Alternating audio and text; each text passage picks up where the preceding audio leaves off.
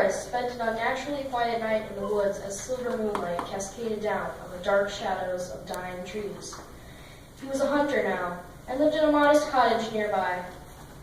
As he sat in the quiet, he allowed his mind to wander through his tumultuous childhood.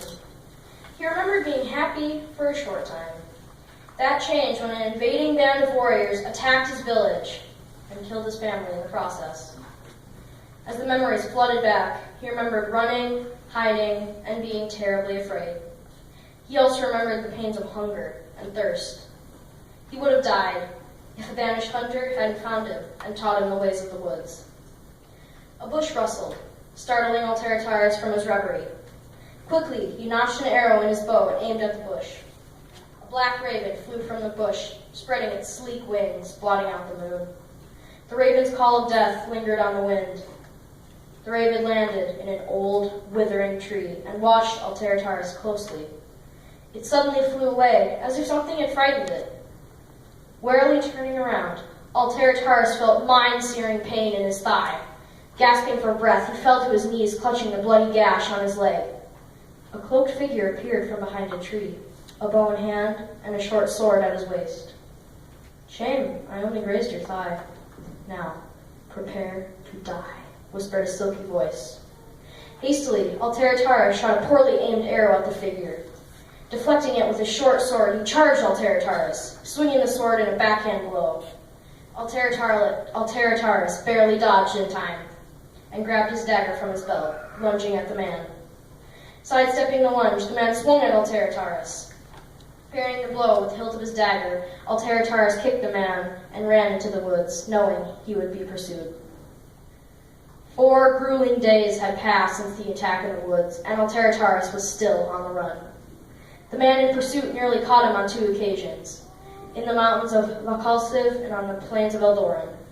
Now, Altertaris was traversing the great Eiksay tundra, trying to keep moving so his attacker did not catch and kill him. Halfway through the tundra, a giant mountain range stood in his way. He knew he would either have to stand and fight or trek west and take his chances with the forest of Eldoran, where the whisper snakes and sand vipers dwell. He decided to stay and fight. Altertaris found a large, flat rock and clambered up so he could see the entire tundra. He saw a moving black dot on the horizon and knew it was the man pursuing him. Soon, he would be fighting for his life. Early in the morning, Altertaris saw the man, about 90 yards away, drawing an arrow from his quiver and setting it in a knot. Ducking low, his arrow flew over his head. Altertaris grabbed his own bow and fired at the man's shoulder. Rolling away, the man shot another arrow at Altertaris. This one whizzed overhead, closer than before. They continued this deadly game until they were both out of arrows. Altertaris hit the man twice in the leg and in the shoulder. In return, the man hit Altertaris in the arm and shin. "Who are you?" yelled Altertaris. "My name is Yonflay," the man called back. "Why do you want to kill me?" yelled Altertaris. "You are a threat to the throne and must be eliminated. The king hired me to track you down and kill you. You have something that he doesn't have," said Yonflay. "You need to kill me to do your job?" asked Altertaris with a hint of mockery in his voice. "Yes," said Yonflay in a tone that suggested boredom. Yonflay suddenly dashed at Altertaris, swinging his sword whirling dangerously around his own head. Taken by surprise, Altertaris barely rolled free as an overhand strike cleaved the stone where his head had just been a second ago. Drawing his dagger, Altertaris sliced at Yonflay's leg. Jumping sideways, Yonflay swung his sword horizontally at Altertaris' head. Ducking under the slice, Altertaris drove his dagger up. A resounding clang filled the air as Altertaris' jab was deflected, sword and dagger deadlocking in the air. Yonflay suddenly pivoted on his right foot, sending Altertaris' dagger into the hard earth. Tugging his dagger free, Altertaris rolled back as Yonflay's sword hit the ground instead of his shoulder. Altertaris tackled Yonflay, sending them both to the dirt. Altertaris punched Yonflay in the nose, breaking it. Yonflay shoved Altertaris off and cut his leg with his sword. Crying out in pain, Altertaris viciously kicked Yonflay in his wounded leg. Stumbling, Yonflay dropped to one knee and let out a whimper of pain. Gaining the advantage, Altertaris lunged for Yonflay's heart. Blocking the attack, Yonflay rolled to one side and kicked Altertaris' ankle, breaking it. Jumping to his feet, Yonfle gave a triumphant shout and swung his sword at Alteritaris's exposed neck. Rolling backwards and rising to his knees, Alteritaris lunged and cut Yonfle's upper arm. Blood gushed out of the open wound. Yonfle dropped his notched and bloody sword. Alteritaris grabbed the sword and cut Yonfle's cheek with a backhand slash.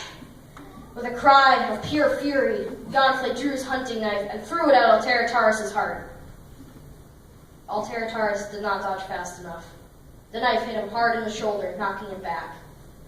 Holding the sword with a trembling hand, Alteritaris stumbled to Yonfle and stabbed him through the heart with his own blood-stained sword. One enemy was defeated.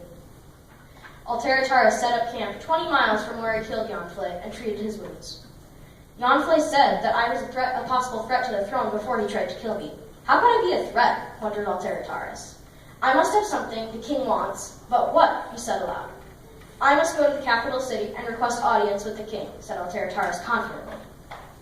That evening, Alteritaris reached the capital, Slavgrad, and walked to the castle to request audience with the king. When he reached the gates, 15 armed guards stood in his way. State your business, ordered one of the guards. I request audience with the king, said Alteritaris. Why do you request audience with the king? Another guard asked. I have information about a grievous threat to his throne, said Alteritaris. Let him through, ordered the first guard. The guards led him through the castle until they reached the golden throne room. Only 2 guards were posted beside the door. The king sat on his throne. A massive broadsword lay by his side. Who are you, and why do you request audience with me? Said the king. My name is Alteritaris, and I want to assure you that your throne is in no danger from me, said Alteritaris, trying to be tactful. Alteritaris, the king whispered venomously, somebody warned me about you. He said you have something that I do not. Sir, I have nothing, began Alteritaris. Silence, roared the king. Give me what you have, and I'll let you go. But sir, I have nothing you want, said Alteritaris. Lem, Will, the king called to the guards outside. Take this man to the dungeons and do whatever you have to do to get him to tell me what he has that I do not. Yes, sir, said Lem. Of course, said Will. Will and Lem threw Alteritaris into the wettest, moldiest cell they could find and chained his arms and legs to the wall. Bowing his head, Alteritaris looked out of the steel bars that surrounded him, hoping to see another human. All he saw were empty cells and broken walls. All he heard were the tiny claws of rats scrabbling around in the darkness. He was utterly and truly alone. Alteritaris spent many years in the king's dungeon, wondering what he had that the king did not. Suddenly it struck him. In all the instances where he was left alone and saw people being slaughtered, one thing told him he couldn't give up. Alteritaris had courage, and that was something the king could never take away.